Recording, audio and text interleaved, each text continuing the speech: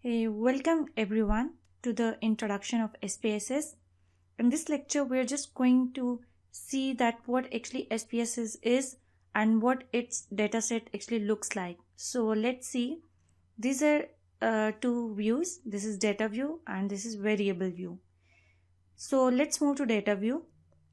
In data view, we actually have the rows. These are the numbers from 1 to onwards.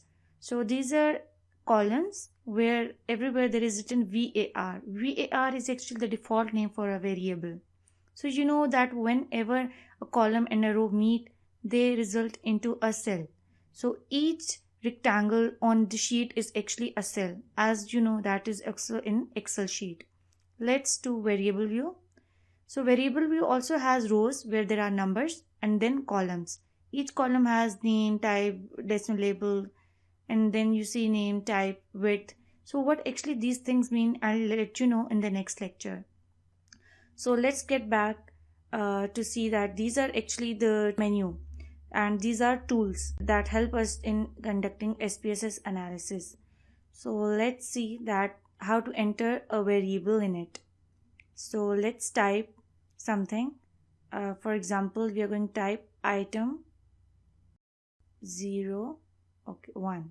So let's take a look. For example, if I put a dash in it, a hyphen, and then I enter it. So SPSS does not allow us actually to put any space or anything in it. So let's try and then put, okay, see, this has given us an illegal character. We cannot put it in it. So let's go on to add once again item 1. See, this is illegal character. So what you are going to do, you have to sort out. So put it as item 1. There should be no space in it. Similarly, when you see you have got different labelings under each of the column, and then let's add, for example, item 2, 0, 2, like this. So now you see it has again given you some labelings. So what actually they mean, that all will be described in the next lecture. Let's see data view. See, these items that you had mentioned, they have come in the column of the data view, which you can enter different values. So see item 1, item 2, and then data view item 1 and item 2. Let's add some values into it. Okay, now we're going to add different values for item 1. Let's 4, 5, 4, then 5, and for item 2, 3, 4, 3, 3. This is how you enter values into the data set. So here we have just considered 2 items just to show you how to enter the names and the values. Now let's go into variable view. You see there have been made no changes, and if we go to analyze and see the case summary. So this tells us about our case. Go to analyze, go to reports, and then to case summaries. Now put both of the items one by one in that variable bar. So you can have them collectively as well. So let's see, just click OK. We are not going to touch anything. This is given us a case summary in an output window. This is our output window. This is actually known as viewer window.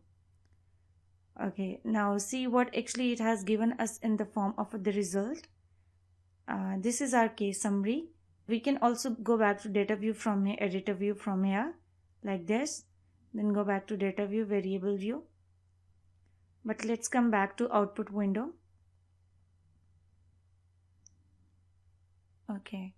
Now you see this tells you that how many of the values were included for item 1 and item 2. There are 4 values and all of them were included. Now if we see go to excluded, none of the values in excluded and how many were total. This is actually just the case summary. So now let's come to now see item 2, 5, then item 3.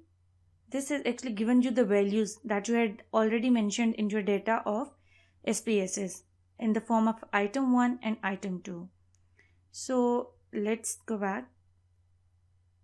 So this was all from the introductory lecture. In the upcoming lecture, we will move forward to know more basics about SPSS. So stay tuned to next lecture.